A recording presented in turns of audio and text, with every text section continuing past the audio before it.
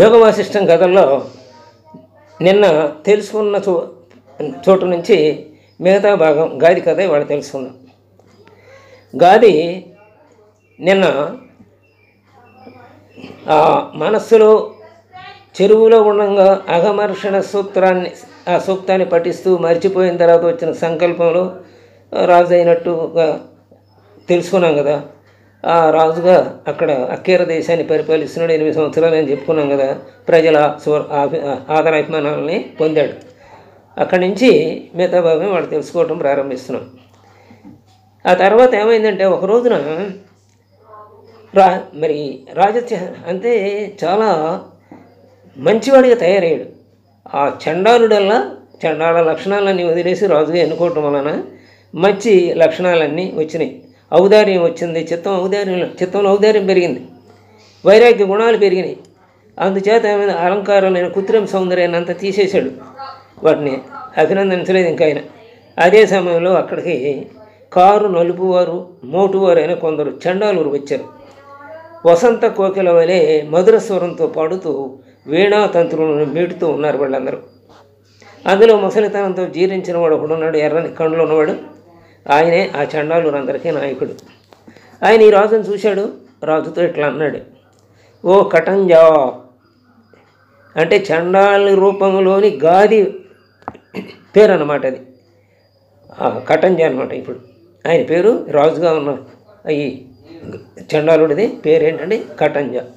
ఆ పేరు అతనికి తెలిసింది.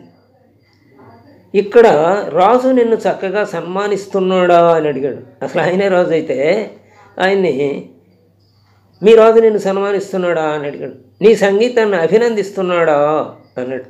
చాలా కాలం తర్వాత నిన్ను చూచి మేము పరమానందాన్ని పొందుతున్నాము. బంధుజనుల దర్శనం మరి ఎవరికైనా సరే ఆనందాన్ని ఇస్తుంది కదా, అలాగే మేము నిన్ను చూచి ఆనందాన్ని పొందుతున్నామన్నారు మిగతా చండాలురంతా. మరి అప్పుడు రాగా అసలు చండాలుడని తెలియదు అక్కడ ప్రజలకి. వచ్చాడు ఊరు తిరుగుతూ భార్య బిడ్డలందరినీ పోగొట్టుకున్న తర్వాత మరి పర్వతం లాంటి ఏనుగు ఎన్నుకున్నది మూపను పెట్టుకొని రాజుగా ఆయన భావించారు కదా. చక్కగా రాజు లక్షణాలు సంతరించుకున్నాడు అనుకున్నాం కదా. ఇప్పుడు చండాలుడని వాళ్ళు పలకరించిన మాటికి ఆ చండాలురంతా రాజుకు వారికి సమాధానం చెప్పకుండా పక్కకి వెళ్ళిపోయాడు. మరి చండాలురని తెలిస్తే ప్రజలు ఎలా ఉంటారో ఏ స్పందిస్తారో అని తెలియదు కదా, కష్టం కదా. అందుకని కానీ దీన్నంతా కిటికీ నుండి గమనిస్తున్నటువంటి అంతఃపుర స్త్రీలు ఇతర ప్రజలు తమ రాజు చండాలుడని గ్రహించారు. అంతే వెంటనే విషాదం పొందారు. వారంతా మంచు చేత కొట్టబడ్డ తామర పూరేకుల్లాగా దీనమైన ముఖాలతో దుఃఖించారు. అరే మనం ఎన్నుకున్నది వీణ్ణా ఇలాంటి వాడినా అని బాధపడుతున్నారు. గాలి మటుకు చండాలుర మాటల్ని సింహం పిల్లి లెక్క చేయనట్లుగా, సింహం పిల్లిని లెక్క చేయదు కదా, అట్లాగే లెక్క చేయకుండా పట్టించుకోకుండా ఉన్నాడు ఆయన. అయితే ఇక అది మొదలు అంతఃపురంలోనూ రాజ్యంలోనూ ఆయనకి అనాదరం ఎదురైంది. అంతకుముందంతా వచ్చి అందరూ సాష్టాంగ నమస్కారాలు చేసేవాళ్ళు, జయధ్వానాలు పలికేవాళ్ళ ఇప్పుడు ఆదరించట్లే ఆయన్ని ఆ రకంగా. మంత్రుల నుండి ప్రజల వరకు అందరూ కూడా రాజును శవంలా చూడసాగారు. అందుకనే సభాసదులు అయిన వాళ్ళు కూడా ఆయన్ని తృణీకరించడం మొదలెట్టారు. సభాసదులు ఎక్కువగా పెద్దవాళ్ళు ఉంటారు కదా, మంత్రులు వీళ్ళందరూ ఉంటారు కదా, ఆయన అందరూ తృణీకరించడం మొదలెట్టారు. పరమభక్తులైన సేవకులు కూడా ఆయన సమీపానికి రాలేదు. ప్రజలకి అతని సహవాసం అమంగళకరంగా తోచింది. అతన్ని చూడగానే రాక్షసుణ్ణి చూచినట్లుగా పరిగెత్తడం ప్రారంభించారు. ఇదంతా చూచిన గాది నిరానందంతో శోభని కోల్పోయాడు. ఆనందం కోల్పోయాడు, శోభని కోల్పోయాడు. అందరూ పూజిస్తే కదా శోభ, లేకపోతే ఏముంటుంది, ఎవరో పట్టించుకోకపోతే. ఇవాళ దాకా పట్టించుకున్న ఒక ఎమ్మెల్యేని ఓడిపోయిన తర్వాత, లేకపోతే అతను 4 చెడ్డ పనులు చేసిన తర్వాత కనపడితే ఊరొస్తే ఎవరు కనపడరు సన్మానించడానికి. అప్పుడు అతని మానసిక క్షోభ మనకు తెలుస్తుంది కదా. అయ్యో ఇంతమంది ఇదివరకు వచ్చారు, ఇప్పుడు ఎవరూ రాలేదే అని ఎంతో మానసిక క్షోభ పొందుతాడు. అలాగే పొందాడు ఈయన కూడా. పిదప నగరవాసులు మంత్రులు తమలో తాము చాలా ఆలోచించి, అరే మనం చాలా కాలం నుంచి చండాలంతో ఉన్నాం, మనకు అసలు ఏ ప్రాయశ్చిత్తం కూడా సరిపోదు. ఎన్ని ప్రాయశ్చిత్తాలు ఉంటే ఒక్కొక్క పాపానికి ఒక ప్రాయశ్చిత్తం. ఇలాంటి ప్రాయశ్చిత్తాలు శాస్త్రంలో చెప్పిన ఏవి మనకు సరిపోవు. ఇన్నాళ్ళు చండాలుడితో ఉన్నాం కాబట్టి, ఆయనకి దాస్యం చేశాం కాబట్టి, ప్రజలను అందరం కూడా ఆయన రాజుగా భావించి, కాబట్టి మనందరికీ అగ్ని ప్రవేశమే తగిన కార్యం అనుకున్నారు. ఆ అగ్ని ప్రవేశం వల్లనే మనకి పాప పరిహారం అవుతుంది అనుకున్నారు. చితులను రగిలించారు. చితి మంటలు, స్త్రీల ఆక్రందనలతో నగరం నిండిపోయింది. చాలామంది పురప్రముఖులు అగ్నికి ఆహుతయ్యారు. దీన్నంతా చూచాడు గవలుడు, అంటే గాది ఇక్కడ గవలుడు అన్నారనమాట.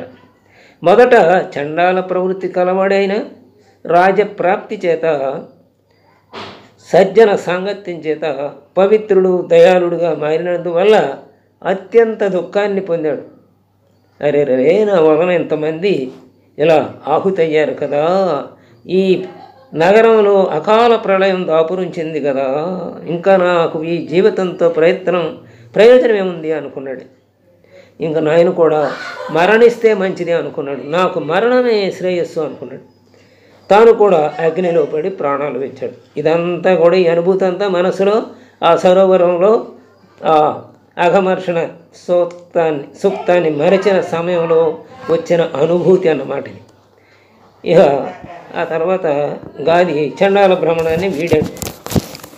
ఆ గవలుని శరీరం అగ్నిలో దహింపబడుతూ ఉండగానే నీటిలో అఘమర్షణ సూత్రాన్ని పఠిస్తున్న గాది శరీర తాపాన్ని అనుభవిస్తూనే తెలివిని పొందాడు. మదమత్తుడైన వ్యక్తి ఆ కైపు తగ్గిన తర్వాత క్రమంగా మత్తు నుండి బయటపడినట్లుగానే గాది క్రమంగా శాంతుడై నిద్ర నుండి లేచిన వాని వలె తనను గాదిగా గ్రహించాడు.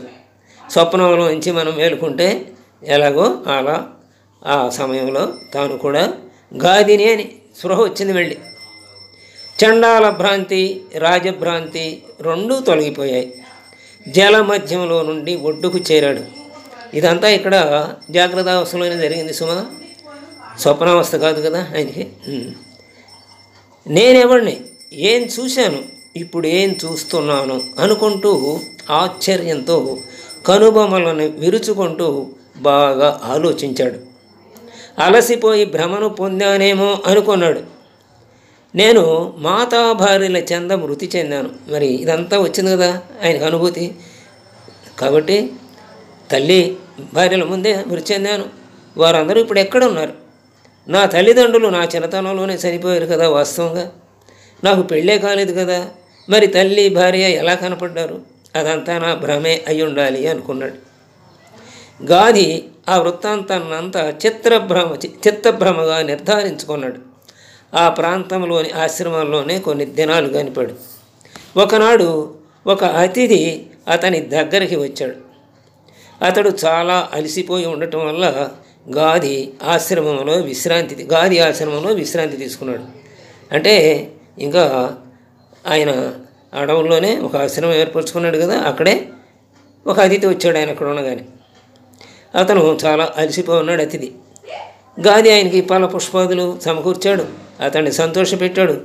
అతిథి దేవోభవ అనేది ఆయనకి బ్రాహ్మణుడు, సద్బ్రాహ్మణుడు, మరి తపస్సు చేసి విష్ణుమూర్తిని ప్రత్యక్షం చేసుకున్న వ్యక్తి కదా, అందుకని గౌరవించాడు వచ్చిన అతిథిని.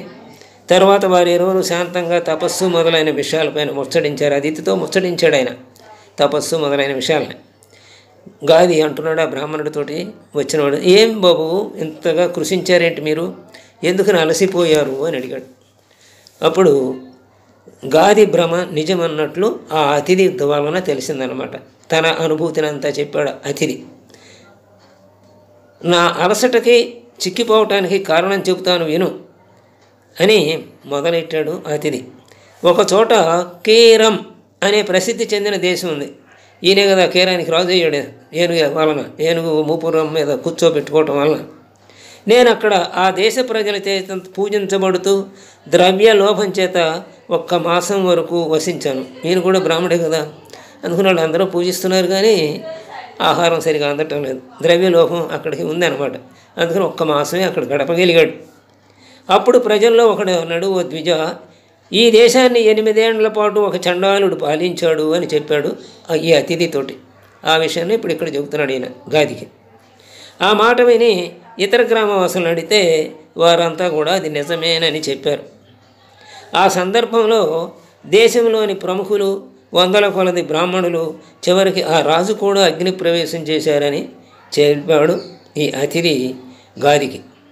ఇక నేను కూడా అక్కడ నిలవలేక అక్కడి నుండి ప్రయాగకి వెళ్ళి పాప పరిహారార్థం ప్రాయశ్చిత్తం చేసుకున్నాను. 3 చాంద్రాయణ వ్రతాలు. చాంద్రాయణ వ్రతం అంటే ఒకసారి గుర్తెచ్చుకుందాం.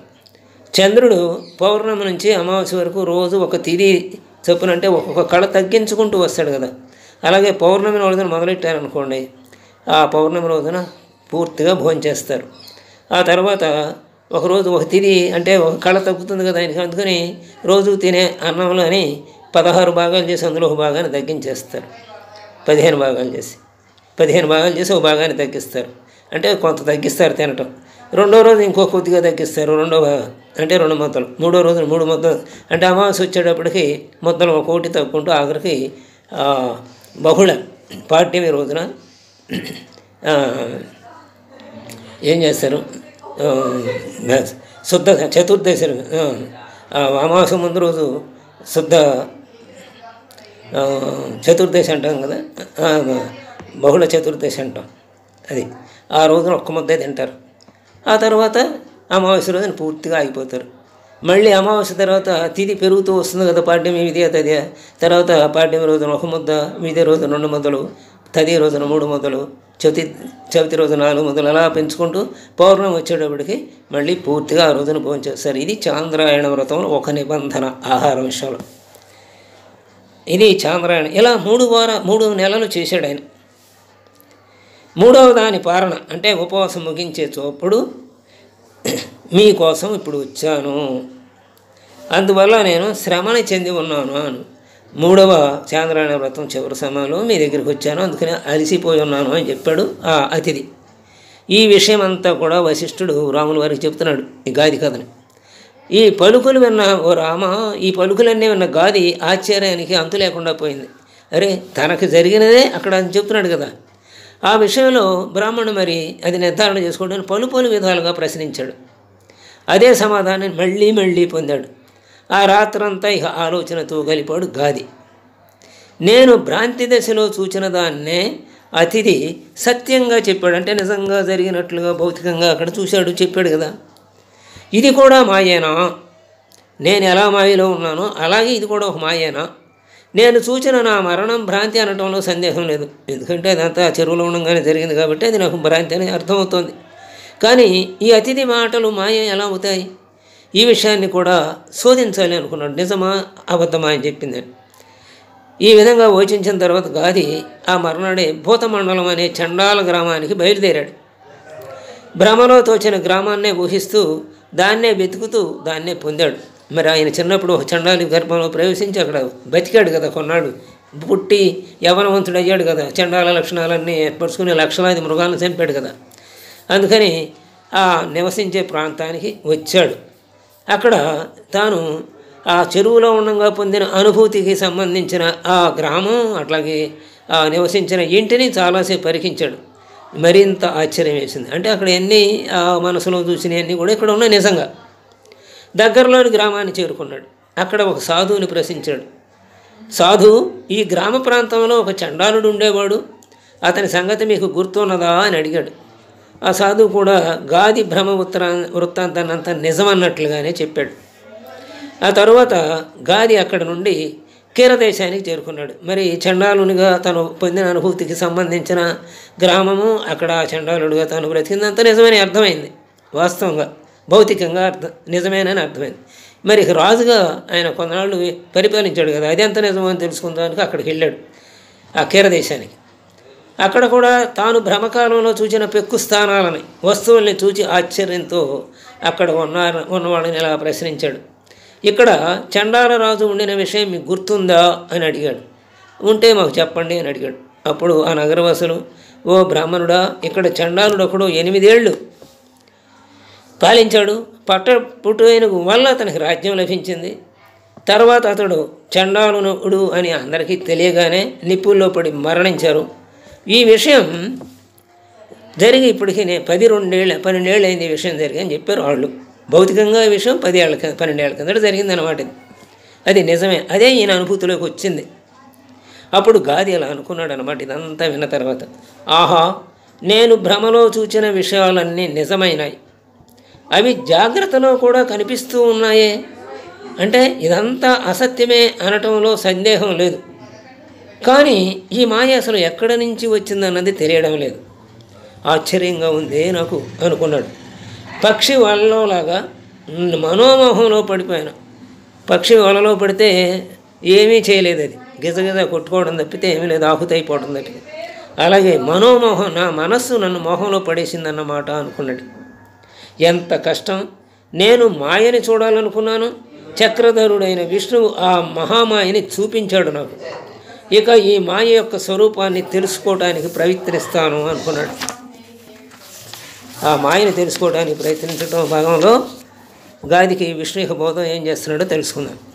ఇలా నిశ్చయించుకొని ఆ గాది నగరాన్ని వదిలేశాడు, ఒక కొండ గుహను చేరాడు, విశ్రమించే సింహంలాగా నిశ్చల భావాన్ని పొందాడు.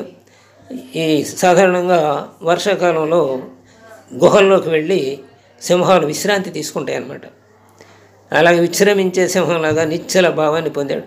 1 సంవత్సరం పాటు తపస్సు చేయగా పుండరీకాక్షుడైన భగవంతుడు గాదికి ప్రత్యక్షమయ్యాడు. మళ్ళా అప్పుడు భగవంతుడు అంటున్నాడు గాదితోటి, నీవు దైవికమైన ఈ జగజ్జాలాన్ని చూసావు కదా, నీవు కోరుకున్న నా మాయను చూసావు కదా, మరి ఇంకా ఇప్పుడు ఎందుకు చేస్తున్నావయ్యా తపస్సు అని అడిగాడు. ఈ విషయాలన్నీ వశిష్ఠుడు రాముల వారితో చెబుతూ రాముల వారితో ఇంకా ఇట్లా అంటున్నాడు. అప్పుడు గాది ఏమన్నాడంటే, భగవంతుడిని పూజా స్తోత్రాలు సమర్పించాడు భగవంతుడికి. ఆ భగవంతుడిని ఎలా ప్రార్థించాడు, ఓ రామ, గాది ఎలా ప్రార్థిస్తున్నాడు. గాది ఏమంటున్నాడంటే, ఓ ప్రభు, ప్రాతకాలం రాగానే సూర్యుడు భూమినంతా ప్రకాశింపజేసినట్లు నాకు ఈ మాయని గురించి వివరించు. మరి సూర్యప్రకాశం అవగానే చీకటంతా పోతుంది. అలాగే జ్ఞానం అనే నిప్పురవ ఎలగానే లోపల ఆ జ్ఞానం అంతా పోతుంది కదా. అలాగే నాకు ఈ మాయ జరిగింది, దీన్ని అంతా అనుభూతిలోకి వచ్చింది, కానీ దాన్ని వివరించమన్నాడు. వాసనా కల్పితమైన నా మనస్సు దర్శించిన స్వప్నంతో సమానమైన భ్రమ జాగ్రత్తావస్థలో కూడా ఎలా కనపడుతోంది, దీనికి దానికి సంబంధం ఏంటి అని అన్నాడు. నిజంగానే అది అక్కడ జరిగింది కదా, అదే నాకు ఎట్ట వచ్చింది అని. నీటిలో క్షణకాలం అనుభవించిన భ్రమ మరల ఎట్లా ప్రత్యక్షమయ్యింది. చండాల భ్రమలోని కాలం చాలా ఎక్కువగా ఉంది కదా, అది ఇక్కడ అతి తక్కువ సమయంలోనే నాకు అనుభవమైంది కదా. చండాలకు శరీరపు పుట్టుక చావులు ఇతర భ్రమలు మా మనసునందే ఉండక మరల బయట కూడా కనిపించాయి కదా, ఇదంతా ఎట్లా సంభవం అని అడిగాడు గాది విష్ణువుని. అప్పుడు విష్ణువు చెబుతున్నాడు, ఓ గాది, నీవు చూచిందంతా జగద్రూపమైన భ్రమ. ఆకాశము, భూమి, దిక్కులు, పర్వతాలు మున్నగునవి ఏవీ బయట లేవు. విత్తనంలో పూలు ఆకులు ఉండేటట్లుగా అవన్నీ నీ చిత్తంలోనే ఉన్నాయి.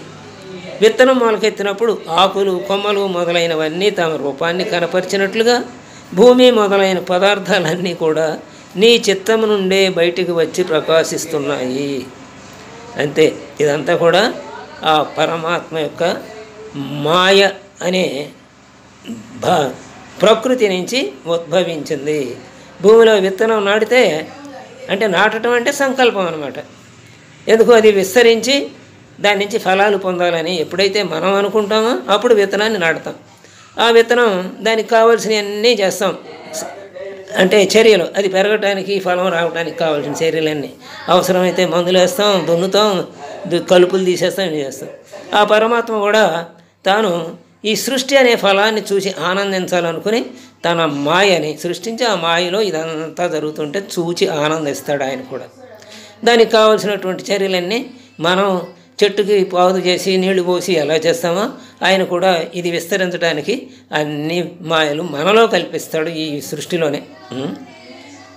అలా తమ రూపాన్ని కనపరిచేటట్లు కొమ్మలు మొదలైనవన్నీ తమ రూపాన్ని కనపరిచేనట్లు భూమి మొదలైన పదార్థాల నుండి చిత్తము నుండి బయటికి వచ్చి ప్రకాశిస్తున్నాయి. ఆయన చిత్తంలో నుంచే, ఆయన చైతన్యంలో నుంచే మాయ వచ్చింది. ఆ మాయ ప్రకృతి, ఆ ప్రకృతి ఇదంతా. స్వప్నం, భ్రాంతి, మత్తు, అనురాగం, రోగం, ఉద్వేగం మొదలైన సమయాల్లో అందరికీ ఈ విషయం అంటే లోన ఉన్నదే బయట కనపడుతుంది. అంటే face is the index of, నీ మొహం చూస్తే తెలుస్తుంది లేరా నీ భావం, ఏంట్రా ఇవాడు హుషారుగా ఉన్నా ఉంటాం, అలాగే చిరాకుగా ఉన్నాడు అనుకో, ఏంటి చిరాకులో ఉన్నామంటాం. ఆ చిరాకు ఎక్కడి నుంచి వచ్చింది? మనసులో ఉత్పన్నమైంది కదా, అదే భౌతికంగా మొహంలో కనపడుతుంది. బాధ ఉందనుకోండి, ఆ బాధ కూడా మొహంలో కనపడుతుంది. అంతకుముందు ఆనందంగా ఏ పిల్లో చక్కగా ఉత్తీర్ణమైంది, జిల్లా ప్రథమ శ్రేణిలో అని వచ్చిందనుకోండి, వింటాడు, ఆనందంగా ఉంటుంది మొహం. ఆ తర్వాత వెంటనే ఏదో విషాద వార్త వింటాడు, ఎవరో ఆత్మీయులకి ఏదో దెబ్బ తగిలిందనో ఇంకో జరిగిందనో, వెంటనే ఆ ముఖంలో మార్పు వచ్చేస్తుంది. ఆ మార్పు ఎక్కడి నుంచి వచ్చింది? దానికి మూల కారణం ఏది? చిత్తంలో కలిగినటువంటి భావనే కదా. అలా ఆ చిత్తంలో భావనే ముఖంలో ప్రకాశించింది, అంటే బయటికి. అలాగే నీ చిత్తమే ఇన్ని రూపాలు పొందింది నాయన ఈ సృష్టి అంతాగా అని చెప్తున్నాడు. ఈ విషయం లోన ఉన్నదే బయటకు కనపడటం, అనుభవం అదే కదా మన అనుభవం అంతా. అనంత జగజ్జీవులతో కూడిన ఈ వాసనామయ ప్రపంచంలోనే చండాలత్వం కనపడింది. అందులో ఆశ్చర్యమైంది ఏమీ లేదు. నీవు ఆ విచిత్రమైన చండాల రాజత్వ భ్రమలను అనుభవించినట్లుగానే, అంటే అమ్మాయి జిల్లా ప్రథమ శ్రేణిగా వచ్చినప్పుడు ముఖంలో వచ్చిన ఆనందం, ఆ తర్వాత వెంటనే విషాదం, ఆత్మీయులు ఎవరో వివాబంధంలో పడినట్టు విన్నది వార్త వలన విషాదం, రెండు మనస్సులో ముందు పాదుకొని ఆ తర్వాత అవి బయటికి భౌతికంగా మన ముఖం ద్వారా కనిపించినట్లుగానే ఈ భ్రమల్ని అనుభవించావు నువ్వు. నీ దగ్గరికి అతిథి రావటం, మాట్లాడటం కూడా అనుభవించావు. అది భ్రాంతే, ఇది భ్రాంతే. అలాగే లేచి వెళ్ళి ఆ గ్రామాన్ని, నగరాన్ని చూచి రావటం కూడా భ్రాంతే. ఓ ద్విజోత్తమా, నీవు దేన్ని నిజమనుకున్నావో, దేన్ని అబద్ధం అనుకున్నావో, దేన్ని చూచావో అదంతా మోహం. వాసనలతో కూడిన చిత్తంలో దర్శించలేనిది ఏముంటుంది? మన వాసన చిత్తం కాబట్టి అక్కడ శుభవార్త విన్నాం, ఆనందం ముఖంలో ప్రతిఫలించింది. దుఃఖమైన వార్త విన్నాం, విషాదం ముఖంలో ప్రతిఫలించింది. ఎంత అసాధ్యమైన విషయం కూడా స్వప్నంలో స్వాధింపబడటం తెలుసు కదా. మనం 10 మంది రాక్షసులను చంపేసినట్టు ఊహించుకున్నాం అనుకోండి, ఒక రాత్రి ఆ కళ రావచ్చు. వాస్తవంగా మనం ఒక చిన్న వస్తాదను కూడా ఎదుర్కోలేము. వాస్తవంగా అయితే ఒక చిన్న పిల్లని కూడా ఒక్కోసారి ఎదుర్కోలేము. అయినా ఓ 10 మంది రాక్షసులను చంపేసినట్టు భావన వస్తుంది. పవలు మనం చేసిన భావన రాత్రి అది నిజముగా అనుభూతిలోకి వస్తుంది కళ్ళ. కాబట్టి ఓ మహాబుద్ధి, ఆ అతిథి, ఆ చండాలురు, ఆ కీరదేశీయులు, ఆ రాజ్యం అవన్నీ మిథ్యలే. మోహం వల్లనే దాన్ని అంతా చూచావు. ఓ ద్విజ, లే, శాంతుడువై ప్రకృతి సంబంధమైన కర్మలను ఆచరించు. ఇహ లోకంలో కర్మశూన్యులైన మనుషులు శ్రేయాన్ని పొందలేరు. కాబట్టి కర్మ ఎప్పుడు చేయాల్సిందే. కర్మ మానేటువంటి చాలా తప్పు అన్నమాట. నీ కర్మని నువ్వు చేయాల్సిందే. అందుకే ప్రారబ్ధాన్ని అనుభవించడానికి పుట్టాం. అవి అనుభవిస్తూ జ్ఞానంతో కూడి మనం కర్మలు చేస్తే అవి మనకు ఆగామిగా రావు. జ్ఞానం లేకుండా మళ్ళీ కర్మలు చేసామంటే అవి ఆగామిగా వస్తాయి, అంటే మళ్ళీ తర్వాత అక్కడ పేరుకుపోతాయి. కాబట్టి జ్ఞానులమై మనం పొందవలసిన అనుభవాలన్నిటినీ ప్రారబ్ధాన్ని అనుసరించి పొందుతూ మనం ఏది చేయటానికి, ఏ వంశంలో ఏ ప్రాంతంలో పుట్టామో దానికి అనుబంధించినటువంటి కర్మలు మనం చేస్తూ ఉండాలి. కాబట్టి కర్మశూన్యులం అయితే ఏమవుతాం? శ్రేయాన్ని పొందలేము. ప్రేయమైతే పొందొచ్చు, హాయిగా కూర్చున్నాం, చక్కగా అన్నీ అమరుతున్నాయి తినటానికి ఉండటానికి అని. కానీ శ్రేయస్సు అంటే ప్రేయస్సు, ప్రియమైంది అది, ఏది హాయిగా కూర్చోవటం. శ్రేయస్సు అంటే ఇహలోకానికి సంబంధించి కాకుండా పరలోకానికి సంబంధించింది, మోక్షానికి సంబంధించింది. ఆ ప్రేయస్సును మనం పొందలేమన్నమాట కర్మశూన్యులమైతే. కాబట్టి కర్మలను ఆచరిస్తూ శ్రేయాన్ని పొందడానికి నిష్కామంగా కర్మ చేయాల్సిందే. కాబట్టి ఓ గాది, నీవు ఇప్పుడు ప్రశాంతంగా ఇప్పుడు కర్మలన్నీ ఆచరించు అని చెప్పి విష్ణుమూర్తి ఆయనకి చెప్పాడు. స్వస్తి.